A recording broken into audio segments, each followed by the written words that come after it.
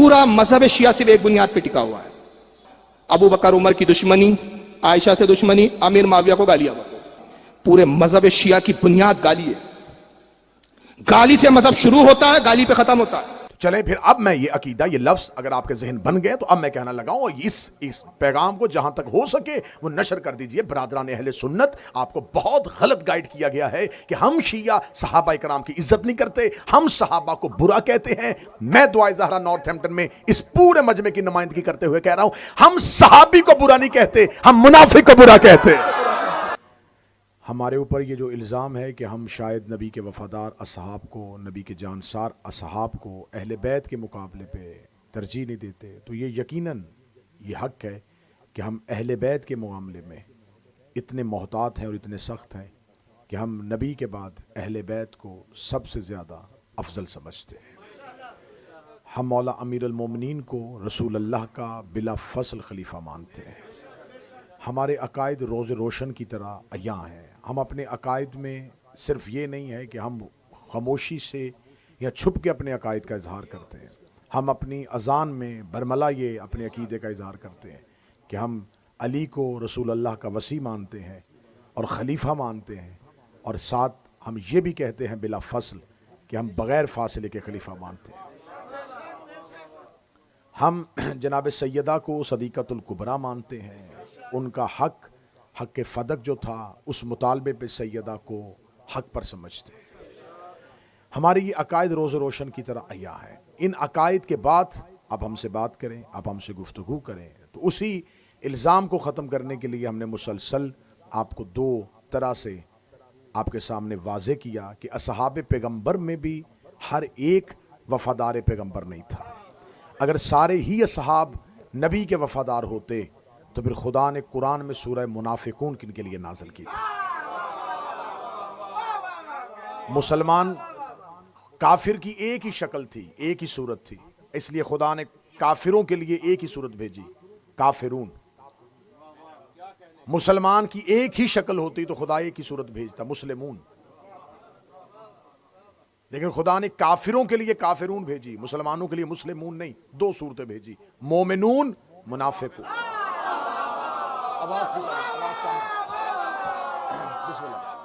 मोमिनून और मुनाफिकून।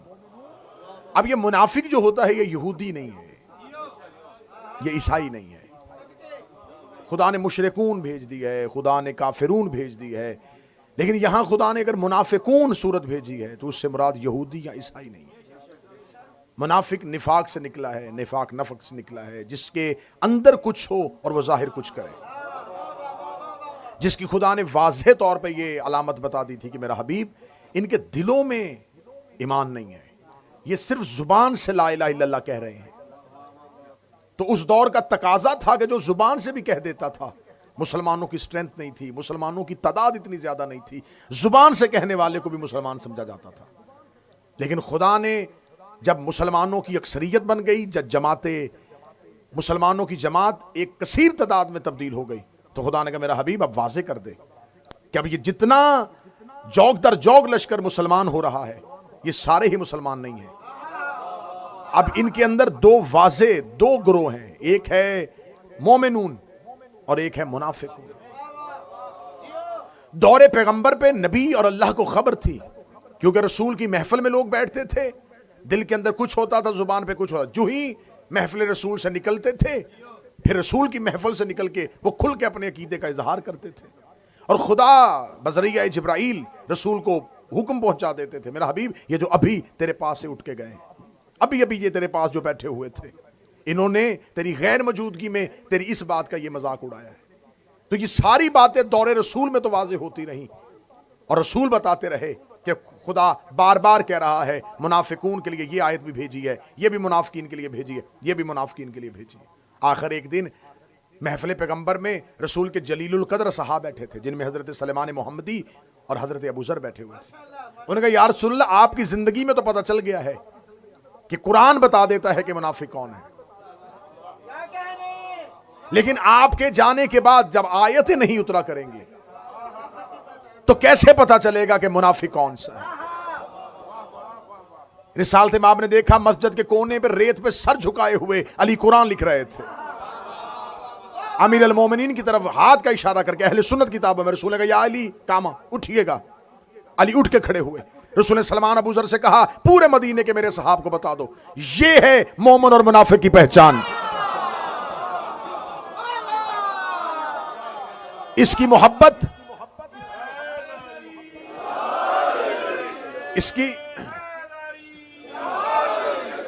इसकी मोहब्बत ऐन ईमान है।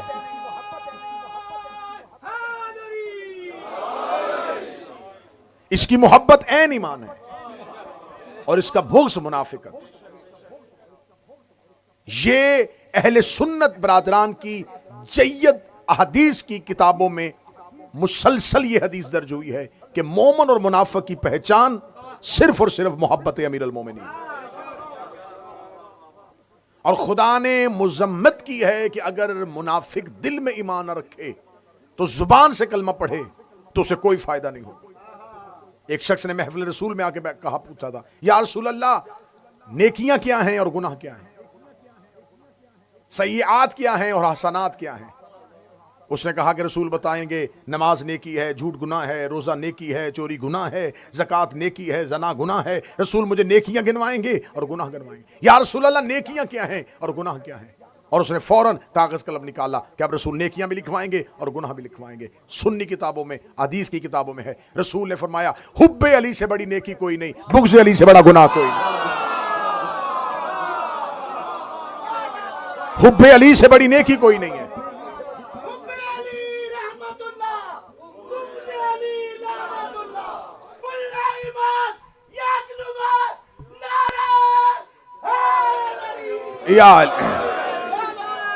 हुब्बे अली से बड़ी नेकी कोई नहीं है, बुग़्ज़ अली से बड़ा गुनाह कोई नहीं। अगर दिल में अली की मोहब्बत ना हो और दिल में अली की दुश्मनी एक राई के दाने के बराबर भी हो, और हदीस पैगंबर है कि ओहद के पहाड़ के बराबर सोना राह खुदा में खर्च किया जाए, 70 हज पैदल मैं मोहम्मद के साथ किए हैं, सफा और मरवा के दरमियान गुर्बत की हालत में मर जाए और राई के दाने के बराबर भी मेरे भाई अली का बुग़्ज़ उसके दिल में हुआ, फरमाया जन्नत दूर की बात है, खुशबू भी नहीं सूंघ सकती। इसकी वजाहत की थी जब हज़रत हमारे यासर ने पूछा था, या रसूल अल्लाह, मुझसे असहाब पूछते हैं कि रसूल ने कहा है कि मेरे भाई अली की मोहब्बत दिल में नहीं होगी तो कोई नेकी फायदा नहीं देगी। कितनी बेहतरीन वजाहत की। फरमाया इसलिए कि बुग़्ज़ अली निजासत है। एक बर्तन में निजासत का एक कतरा डाल दिया जाए, फिर उसके बाद जो भी चीज पाक डाल लेंगे वो खुद ब खुद निजस हो जाएगी। मैं समझा था शायद इसके बाद मुझे समझाने की जरूरत नहीं पड़ेगी। निजासत का एक कतरा डाल दिया जाए, पाक चीज भी डालो तो निजस हो जाएगी। बुग़्ज़ अली है निजासत, दिल में रख के नमाज भी पढ़ो, रोजा भी रखो, ज़कात भी दो, तलावत भी करो।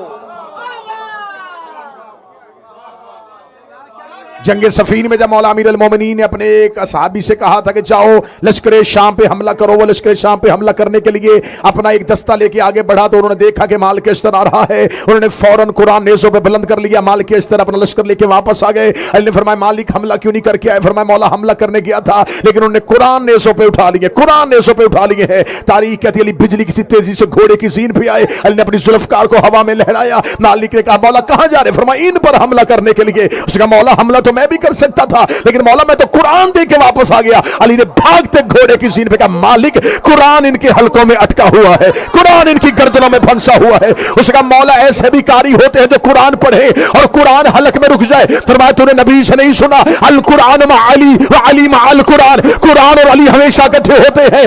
कुरान दिल में आने से पहले हलक में रुक के देखता है, अगर दिल में अली हो तो उतर जाता है वरना हलक में रुक जाता।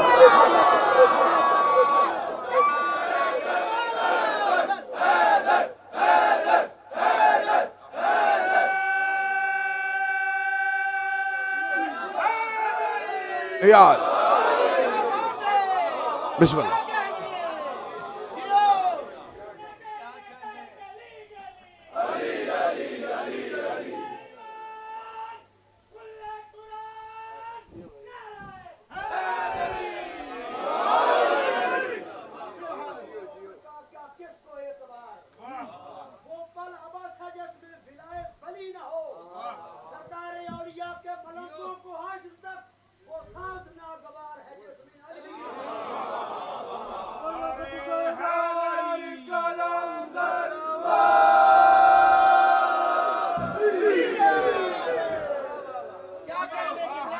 तो यह सबसे बड़ा एतराज है कि आप शायद असहाबे पैगंबर को नहीं मानते। हम असहाबे पैगंबर को मानते हैं, लेकिन कुरान हमें बता रहा है कि हर सहाबी मोमिन नहीं था।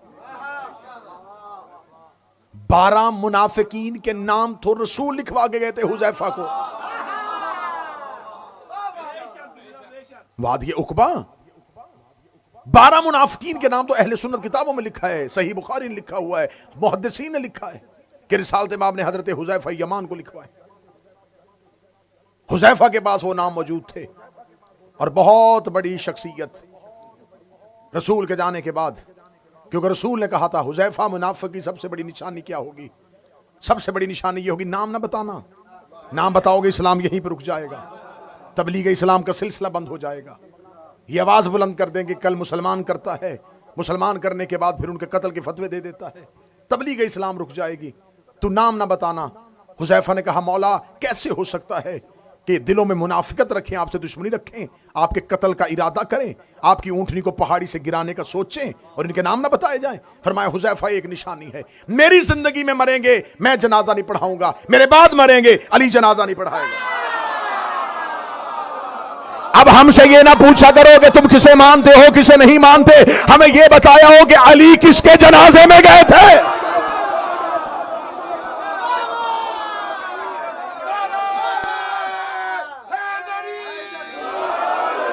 मसरूफियत है क्या? मसरूफियत थी कि अली नहीं गए? अगर मसरूफियत की वजह से ना जाना होता, मदाइन में जाके सलमान का जनाजा पढ़ा दिया।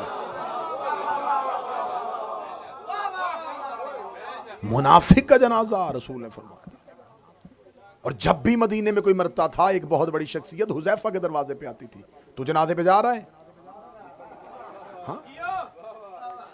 चलें फिर, अब मैं ये अकीदा, ये लफ्ज अगर आपके जहन बन गए तो अब मैं कहना लगाऊं, और इस पैगाम को जहां तक हो सके वो नशर कर दीजिए। बरादरान अहले सुन्नत, आपको बहुत गलत गाइड किया गया है कि हम शिया सहाबा इकराम की इज्जत नहीं करते, हम सहाबा को बुरा कहते हैं।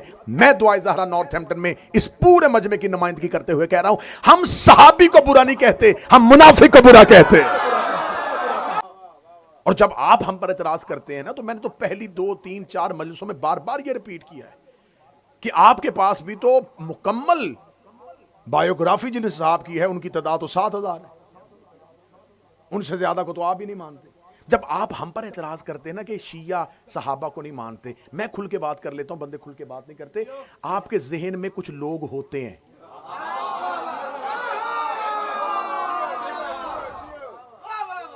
कुछ लोगों को आप जहन में रख के तो आप ना सहाबा का नाम ना गलत इस्तेमाल करें, बाकी सब लोगों को तो ना गलत करें, आप नाम लेके बताया करें कि आप इन्हें क्यों नहीं मानते। अकीदे में खुल के आए ना कि आप चंद नाम जहन में रख के कहते जी आप सहाबा को क्यों नहीं मानते, और फिर हम भी ऐसे ही जवाब देते हैं, हम भी उन्हीं को जहन में रख के हम भी कह देते हैं कि हम सबको नहीं मानते। तो ये खत्म फासले तब होंगे जब थोड़ा थोड़ा मसलहत का पर्दा दरमियान से हट जाएगा। आप बाय नेम हमसे पूछें, हम आपको बाय नेम बताएं, आप हमसे, चले मैं अच्छा करके कह देता हूं, आप हमने बाय नेम पूछें, हम आपको बाय कैरेक्टर जवाब देंगे।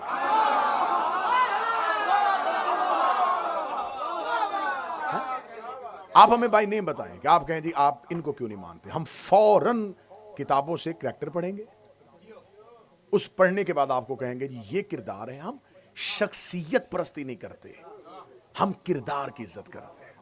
अगर तो ये किरदार इज्जत के काबिल है तो मान ले। यकीन करें, हम फैमिली बैकग्राउंड की वजह से ना किसी को छोड़ते हैं ना मानते। अगर हम फैमिली बैकग्राउंड देखते तो मोहम्मद बिन अबी बकर को क्यों मानते?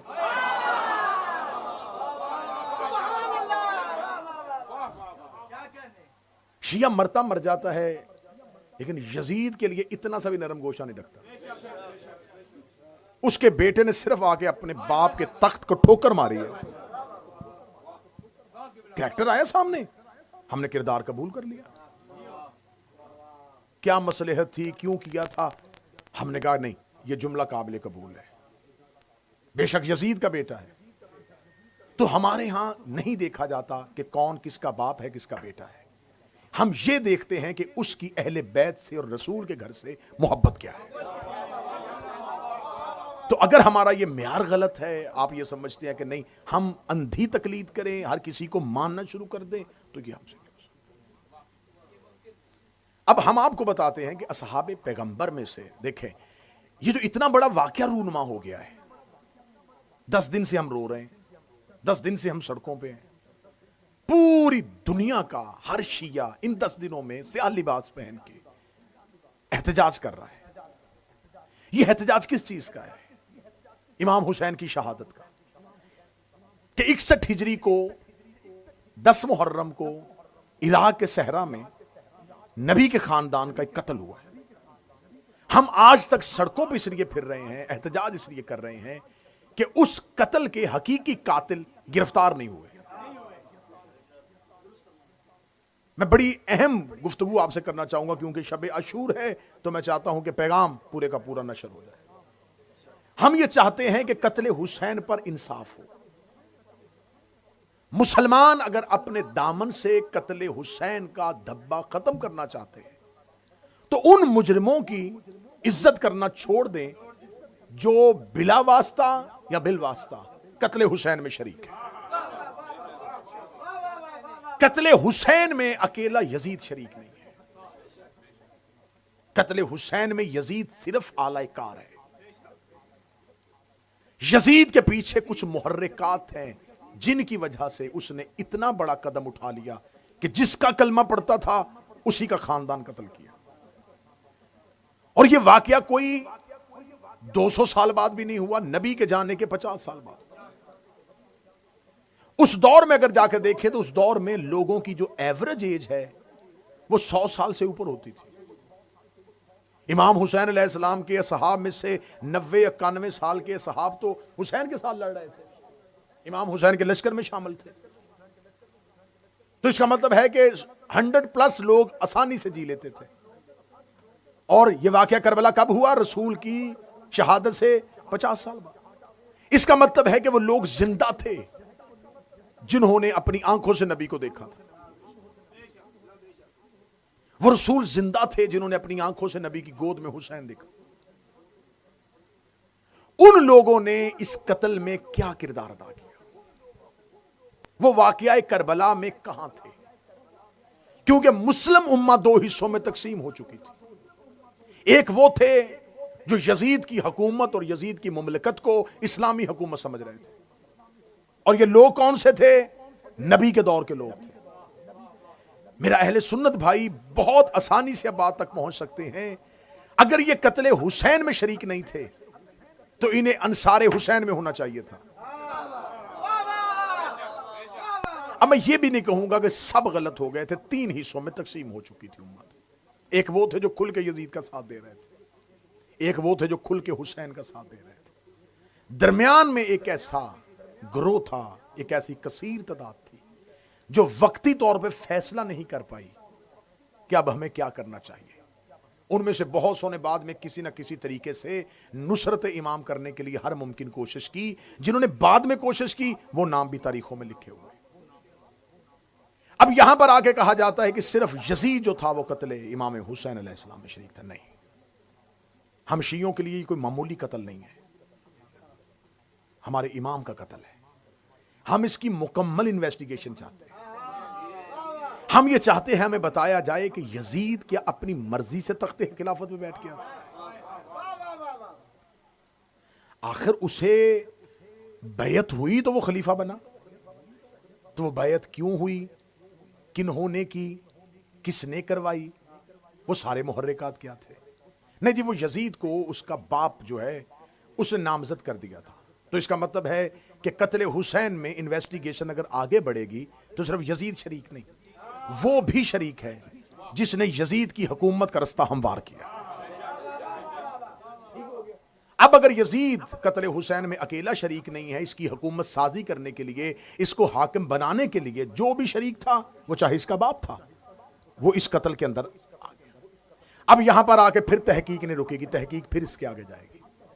आखिर यजीद के बाप मुआविया बिन अबू सुफियान को शाम की हुकूमत किसने दी थी?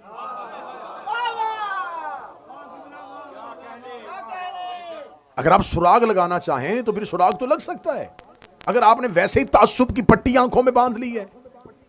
और कातलाने हुसैन को ही अपने हीरो समझना है तो आपकी मर्जी है, वरना हम शिया कट रहे हैं, मर रहे हैं, लेकिन आपको हक पहुंचा रहे हैं कि खुदारा अपने दिमाग, अपने जहन, अपनी अक्लों को रोशन करो। यजीद की हुकूमत बनाने में उसके बाप का हाथ था। मुआविया बिन अबू सुफियान को शाम की हुकूमत देने में किसका हाथ था? किसने उसे खलीफा बनाया था? कहते तीसरी खिलाफत के दौर में बाकायदा तौर पर उसे नामजद कर दिया गया था। 18 हिजरी से लेकर 60 हिजरी तक 42 साल मुसलसल अबू सुफियान का बेटा शाम के मुसलमानों का हाकिम बना रहा।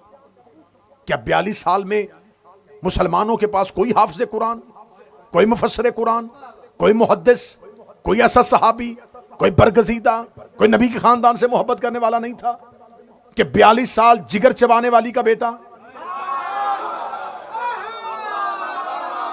दस्तरखान में वाजे शराब रख के पीने वाला,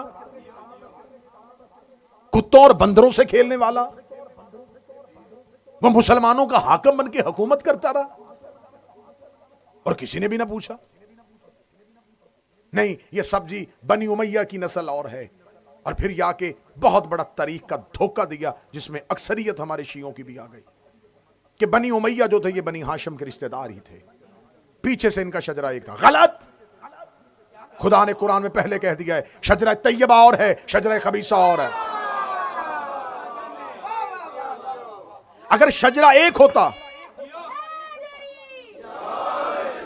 मौजू ठीक है जी, अगर शजरा एक होता तो खुदा एक ही शजरे की बात करता। खुदा ने कुरान में 2 शजरों की बात की है, शजरा तैयबा, शजरा खबीसा। शजरा मलौना और है, शजरा तैयबा और है, 2 शजरे हैं। अब मैं आपको बता देता हूं। अब्द मनाफ के 2 बेटे, एक का नाम अम्र जिसे हाशिम कहते, दूसरे का नाम अब्दुल शम्स। कहा जाता है कि अब्दुल शम्स का जो बेटा था वो उमैया था। उमैया अब्दुल शम्स का बेटा नहीं था। अब्दुल शम्स के बेटे का नाम रुबैया था। उमैया अब्दुल शम्स का गुलाम था।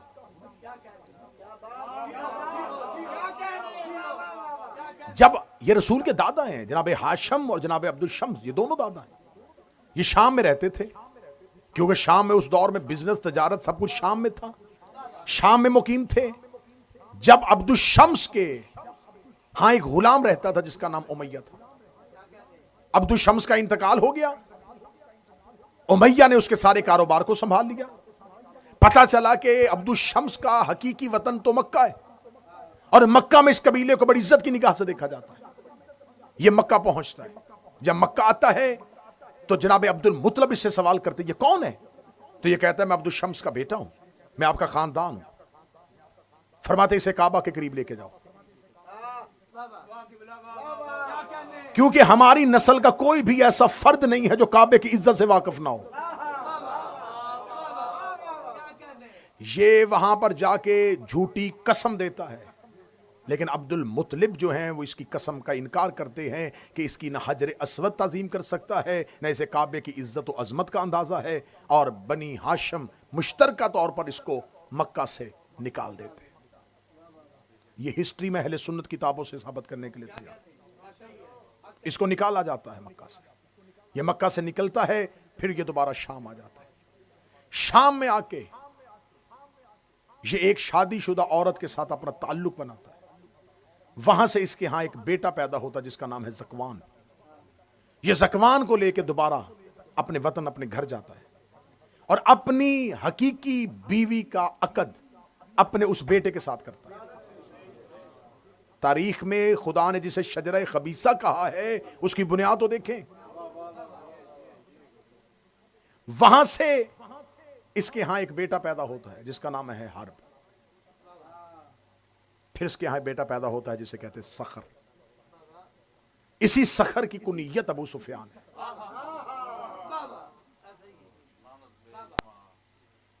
अबू सुफियान के यहां फिर 3 बेटे आते हैं। एक हंजला जिसे बदर में अली ने मारा, एक मुआविया और एक यजीद। एक तो यजीद मुआविया का बेटा था, एक यजीद मुआविया का भाई भी था, यजीद बिन अबू सुफियान। उधर से हरब के हाँ एक और बेटा है अबू सुफियान के अलावा जिसका नाम है आस। आस के फिर 2 बेटे हैं, एक का नाम है हकम और एक का नाम है अफ़ान। हकम का बेटा मरवान और आस का बेटा उस्मान, उफान का बेटा उस्मान। फिर इसमें से एक बेटा है जिसका नाम है उकबा, उकबा का एक बेटा है वलीद। ये वही वलीद है जब इमाम हुसैन से बैत मांगी गई तो ये मदीने का वाली था, मदीने का हाकम था। इसको खिलाफत के दौर में कूफे का हाकम बना दिया गया था। यह कूफे का मुसलमानों का वाली बना हुआ था दौर यजीद में। और अहले सुन्नत किताबें कहती हैं इसने शराब के नशे में आके फजर की नमाज मुसलमानों को पढ़ाई और 2 रकत की बजाय 4 रकत नमाज पढ़ाई। माल के अश्तर वहां मौजूद थे। ये शराब के नशे में बेहोश होकर मुसल्ले पे गिरा। लोगों ने इसकी अंगूठी उतारी, क्योंकि अंगूठी खलीफा की जो हाकम होता है वो मोहर होती है उसकी। अंगूठी उतार के मदीने भेज दी कि या अली ये देखिए क्या हो रहा है, एक शराबी को यहां पे हाकम बनाया हुआ और वो मुसलमानों को नमाज पढ़ा रहा है। क्या किया गया? उसको माजूल किया गया? नहीं, उसको माजूल करने के बजाय उसको मदीने जैसी अहम पोस्ट को बुला लिया गया। ये तमाम काम जो हो रहा था, ये बनी उमैया का जो शजरा फैल रहा था, कोई कूफे का वाली बन रहा था, कोई शाम का वाली बन रहा था, किसी को यमन का वाली बनाया जा रहा था। अब मेरा अहले सुन्नत भाइयों से सवाल है कि आप हमारा गिरेबान पकड़ते हैं कि आप सहाबा को नहीं मानते। क्या उस दौर में नबी के जलीलुल कदर साहब मौजूद नहीं थे? क्या अबू जर कूफा का गवर्नर नहीं बन सकता था? क्या सलमान शाम का हाकम नहीं बन सकता था? क्या मिकदाद को किसी मुल्क की गवर्नरी दी गई हो? तो इन तमाम शख्सियात को छोड़ के सिर्फ बनी उमैया को नवाजना, कि दूसरी खिलाफत के दौर में जब बनी उमैया मुकम्मल तौर पे शाम का कंट्रोल संभाल लेते हैं और 42 साल तक उनकी हुकूमत चलती रहती है, और 42 साल सिर्फ और सिर्फ एक उम्मत को अली की दुश्मनी में पाला जाता है। तो अब इधर ये है एक पूरा शजरा जो अहले बैत की दुश्मनी में है। सवाल यह पैदा होता है कि यजीद की हुकूमत साजी में किसका हाथ था? मुआविया का। मुआविया को किसने बनाया था? तीसरी खिलाफत के दौर में तीसरे खलीफा की हुकूमत किसने बनाई थी? 6 लोगों की कमेटी ने। 6 लोगों की कमेटी किसने चुनी थी? दूसरे खलीफा ने। दूसरे को नामजद किसने किया था? पहले खलीफा ने। पहला खलीफा किसने चुना था? सकीफा ने। जो कत्ल हुआ ये कौन था? हुसैन। ये किसका बेटा था? अली का। अली को किसने हाकम बनाया था? रसूल ने। कहां बनाया था? गदीर में। झगड़ा हुसैन और यजीद का नहीं, झगड़ा सकीफ और गदीर का है।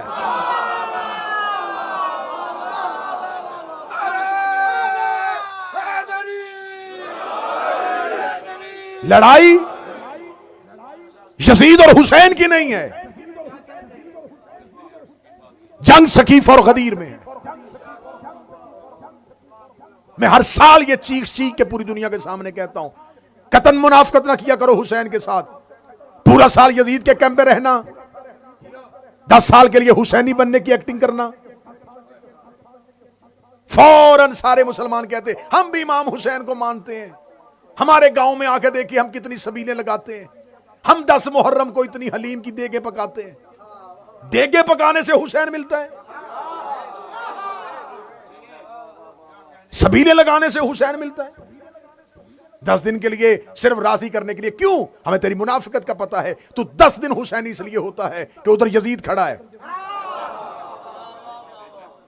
अब यजीद के कैंप में ना जाने की वजह से सारी मुसलमान उम्मा ने कह दिया यजीद गलत, यजीद गलत, यजीद गलत, यजीद गलत, यजीद गलत। क्यों भाई? अकेला यजीद? सारे आके नहीं हुसैन सही यजीद गलत, हुसैन सही यजीद गलत, हुसैन सही यजीद गलत। मुझे नहीं पता तकरीर किसी बंदे तक पहुंच रही है, कौन सो के सुन रहा है, कौन जाके सुन रहा है। मैं जुमला कहने लगा हुसैन सही यजीद गलत। हुसैन सही कहने के लिए कई गलत कहने पड़ते हैं। इतना सस्ता नहीं है हुसैन।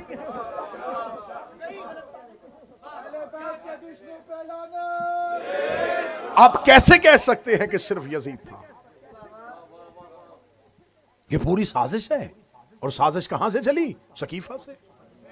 इमामत कहां से चली? गदीर से। इसका मतलब है लड़ाई हुसैन और यजीद की नहीं है, गदीर और सकीफा की है। आज भी मुसलमानों में 2 ही फिरके हैं, यह गदीरी फिरका या सकीफाई फिरका। या तो आप सकीफा के फॉलोअर हैं या आप गदीर को फॉलो कर रहे हैं। कोई तीसरा रास्ता नबी ने छोड़ा ही नहीं है। या गदीर या सकीफा, या खिलाफत या इमामत। कुरान में दो ही सूरतें, या मोमिनून या मुनाफिकून।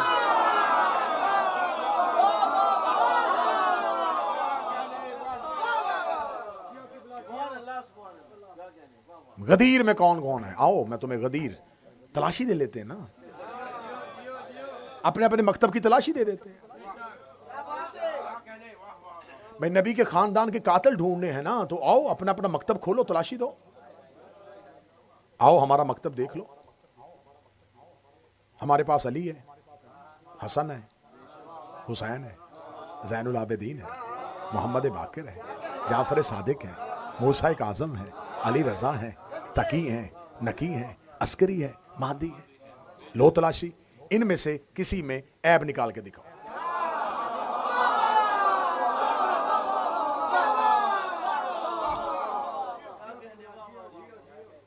आओ हम जिनको मानते हैं उनमें फातिमा बिनते असद है, खदीजा बिनते खवालद है, फातिमा बिनते मोहम्मद है, ज़ैनब बिनते अली है। आओ ऐब निकाल के दिखाओ। दी है ना तलाशी? दी है ना? दी है तो फिर तलाशी लेनी भी तो है।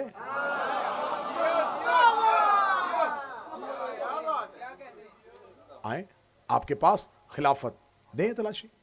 पहला खलीफा हजरत अबू बकर, दूसरे हजरत उमर, तीसरे हजरत उस्मान, चौथे हजरत माविया, पांचवें थोड़ी देर के लिए हसन, छठे यजीद। आपकी खिलाफत में तो यजीद खड़ा है। खिलाफत मुकम्मल ही नहीं है जब तक छठे नंबर पर यजीद को ना वो माने, क्योंकि भाई आप उसके किरदार को नहीं मान रहे। खलीफा तो रहा है ना, खिलाफत तो उसने की है, मुसलमानों का खलीफा तो रहा है। हमारे पास तो वो आ ही नहीं सकता, क्योंकि हमारे पास तो इमामत वाले हैं। आपने खिलाफत वाली तादाद पूरी करनी है तो आपको यजीद रखना पड़ेगा, क्योंकि वो खलीफा मुसलमानों का रहा है। आप कहते जी उसका किरदार बड़ा गंदा था, लेकिन वो खलीफा रहा है। तो यही बात तो हम कह रहे हैं कि किरदार ठीक नहीं थे और खलीफा रहे हैं।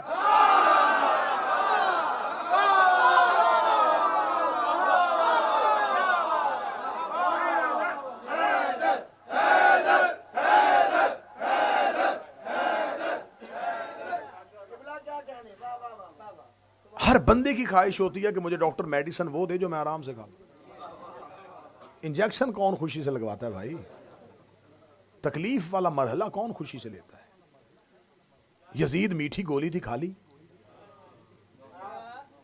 फौरी तौर पे कह दिया हाँ हाँ हाँ ले जाए ले जाए। हम नहीं मानते हजूर, हम सिर्फ यजीद ही नहीं पकड़ेंगे, हमारी तो मजबूरी है, हम तो फिर जाएंगे कि आखिरी साजिश में कौन कौन कहां कहां से शरीक था। ये सब कुछ अचानक नहीं हुआ, अचानक हो गया। अचानक मुफ्तियों ने फतवे दे दिए हुसैन के कत्ल पे। वो जो मुफ्ती फतवे दे रहे थे वो वही मुफ्ती थे जो जुमा के खुतबों में मिंबरों पे अली को गालियां दे रहे थे। तो ये पूरी 50 साल में जो जमीन नबी के खानदान के खिलाफ तैयार हुई है, ये मेरा अहले सुन्नत भाई अचानक नहीं हुई। अगर मुहर्रम तुम्हें ले ही आया है हुसैन के घर में, हुसैन तुम्हें खींच ही लाया है अपने घर में, तो आज शबे अशूर है, आज ही हुर बन जाओ।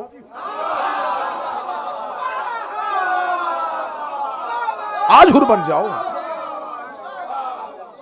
आज अब वापस ना जाना, क्योंकि आज रात का तरीका है जो हुसैन के पास आ जाए फिर वो वापस नहीं जाता। आप आ गए हैं तो अब आप हुसैन के।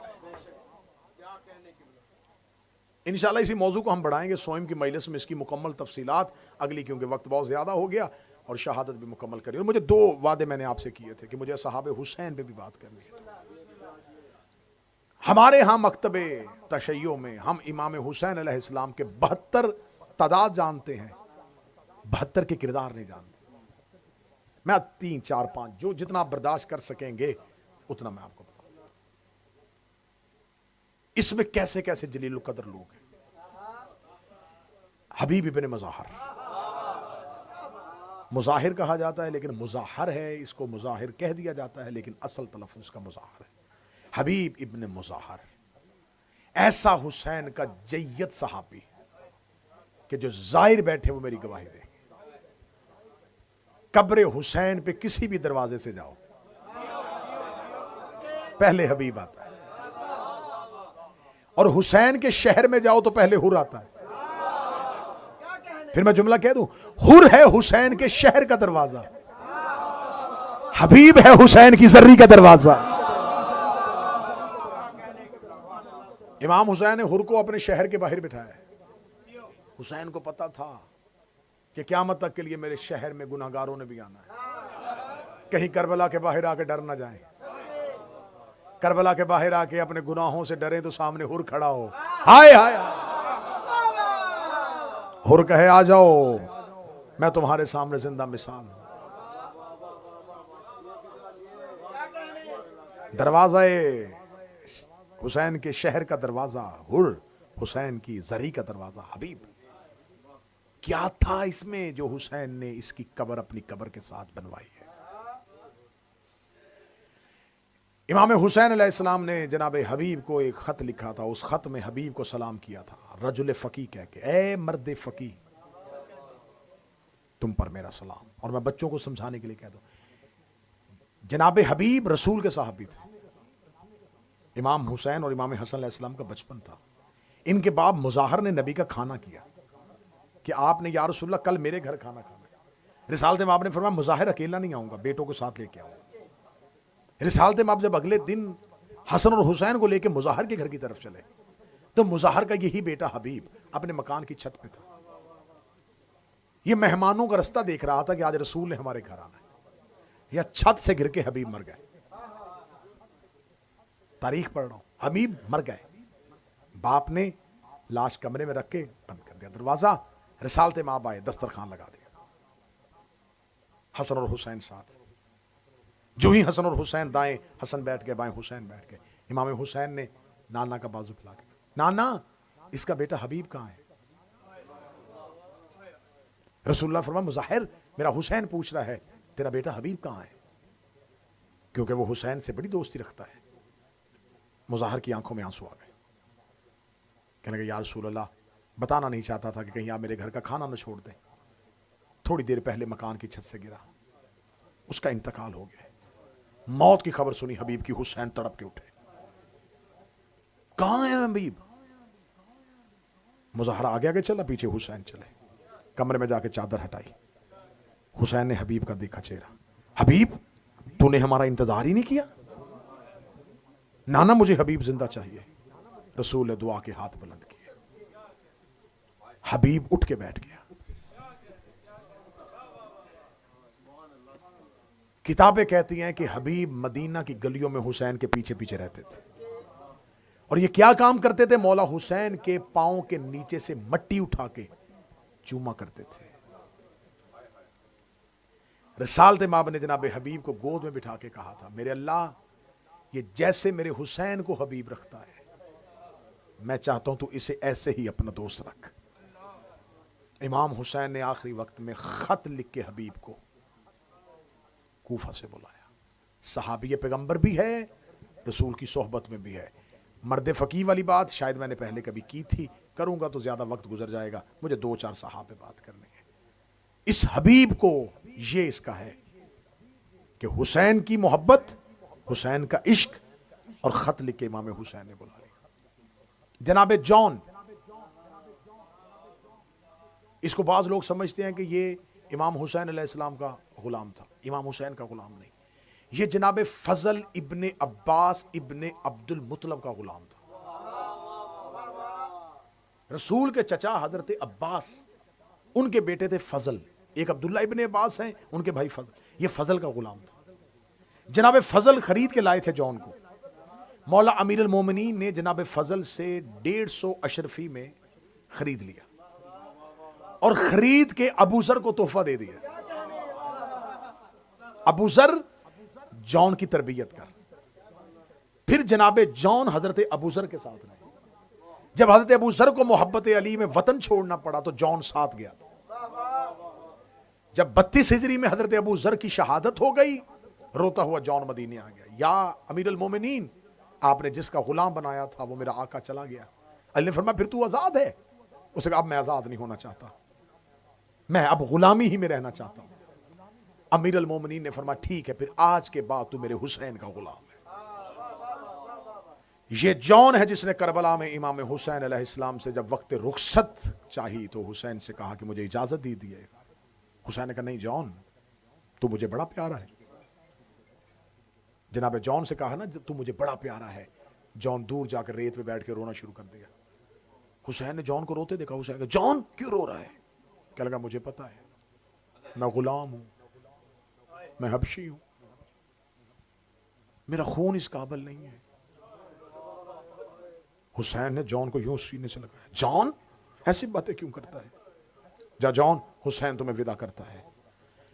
ये वाहिद वो शहीद है जिसकी लाश पर हुसैन आए और इसके सीने से खून लेके हुसैन ने अपनी दाढ़ी पे लगाया। जॉन, तेरे खून से तो खुशबू आ रही है।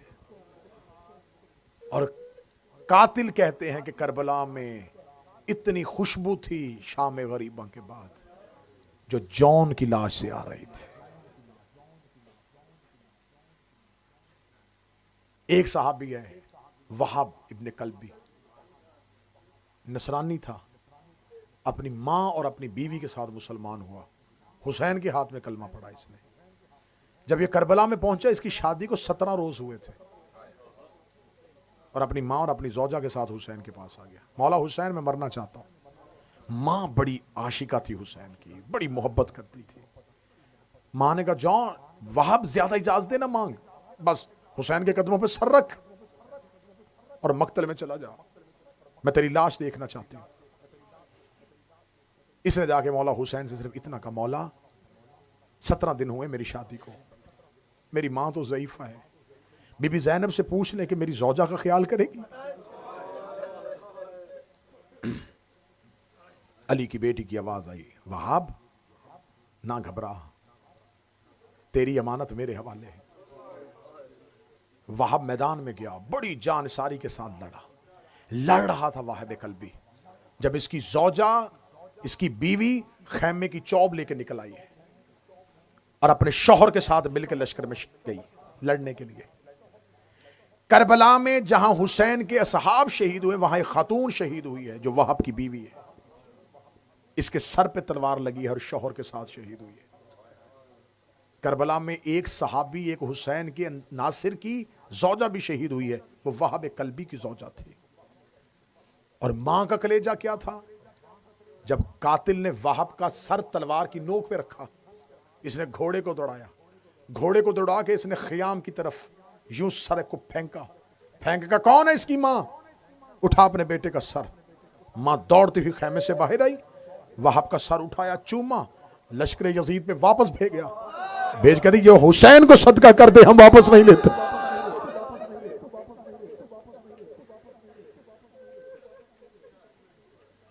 ज़ुहैर इब्ने कैन पेशे के एतबार से तबीब था, पेशे के एतबार से तिब जानते थे, तीसरी खिलाफत का कायल था। यह नहीं है कि पहले से ही सही उल अकीदा शिया था, नहीं, तीसरी खिलाफत के दौर में उसने तीसरी खिलाफत का साथ दिया है। जब पता चला ना इमाम हुसैन मक्का पहुंच गए हैं, ज़ुहैर, ये बातें जरूरी हैं बच्चों को बताने के लिए। जनाब ज़ुहैर को पता चला कि हुसैन मक्का पहुंच गए हैं, ज़ुहैर ने कहा अगर मैं मक्का गया तो हुसैन कहीं मुझे अपने साथ ना ले जाएं। इसने अपना काफिला हुसैन से फासले पे रखा। यह मक्का के रस्ते में था जब हुसैन का काफिला दूर हुसैन का पड़ाव था। इसने देखा ये किसके काफिले का पड़ाव है? कहते हुसैन का। इसने कहा ना, करीब ना जाना, हुसैन साथी इकट्ठे कर रहा है। यजीद के खिलाफ हुसैन ने क्याम कर दिया, कहीं हुसैन मुझे ना बुला ले। इसने दूर जाके सहरा में रस्तों से हट के अपना काफिला लगा दिया, वहां पड़ाव किया। ये अपने घर वालों के साथ बैठा हुआ खाना खा रहा था। तारीख ने मंजर लिखा है कि इसका एक घुटना जमीन पे था, एक घुटना उठाया हुआ था, इसने यूं लुकमा उठाया है और दरवाजे पे आके कासद ने कहा, ज़ुहैर तुम्हें हुसैन बुला रहे हैं। वहीं से इसने लुकमा छोड़ दिया। अपनी बीवी से कहने लगा, जिस चीज का डर था वही हुआ। मैं नहीं चाहता था कि हुसैन मुझे बुलाए। बीवी ने कहा, शर्म कर, फर्जंद रसूल है, ना जाना उसके लश्कर में, सुन तो आ क्या कह रहे हैं। गया, हुसैन इब्न अली अपने खैमे में बैठे हुए थे। फर्जंद रसूल, आपने मुझे याद किया। फरमाया, ज़ुहैर मैं तुम्हें लेने के लिए आया हूं। ज़ुहैर तो चल क्यों नहीं रहा? सर झुकाया। फर्जंद रसूल कहां? ज़ुहैर मौत की तरफ। मैं तुम्हें बताऊं, मैं तुम्हें कोई हुकूमत नहीं दूंगा। ज़ुहैर मौत की खुशखबरी है, मेरे साथ चलोगे तो शहादत मिलेगी। ज़ुहैर की आंखें अभी बंद थी। यह हुसैन देख रहे, ज़ुहैर नहीं जाना चाहता तो ना जा, बस इतना बताना था, मेरी मां जन्नत के दरवाजे पे तेरा इंतजार कर रहा है। चीख निकली ज़ुहैर की। रोके कहा, इतना मजबूर हो गया, जो मिन्नतें हमें आपकी करनी चाहिए थी कि हमें साथ ले जाए, आप कर रहे हैं। मौला सिर्फ इतनी इजाजत दें, मैं अपनी ज़ौजा को तलाक दे दूं ताकि मेरी बात आजाद की जिंदगी गुजार सके। भागता हुआ आया, खाना वहीं पड़ा था। बीवी ने कहा, खाना खा कर तो हराम हो गया मुझ पर, हुसैन ने मुझे याद कर लिया है। ज़ौजा ने देखे, कहा, आप कहां जा रहा है? कहता, मैं तुम्हें तलाक देने के लिए तैयार हूं, आजादी की जिंदगी गुजारो। उसे कहा, डूब जा, शर्म कर, जब तक जहन्नम में था मुझे साथ लेके फिरता रहा, जन्नत के दरवाजे पे जा रहा है तो मुझे अकेली छोड़ के जा। मैं सुन रही थी जब हुसैन ने कहा है कि मेरी मां इंतजार कर रही है। ज़ौजा को साथ लिया और हुसैन के साथ चले गए। करबला में जख्मियों का इलाज करता रहा है ज़ुहैर। आजमूदा तरीन अमल है। आरफीन कहते हैं कि अगर आपको किसी बीमारी की कोई दवा ना मिल रही हो, ज़ुहैर से तवस्सल करो, जनाब ज़ुहैर से तवस्सल करो।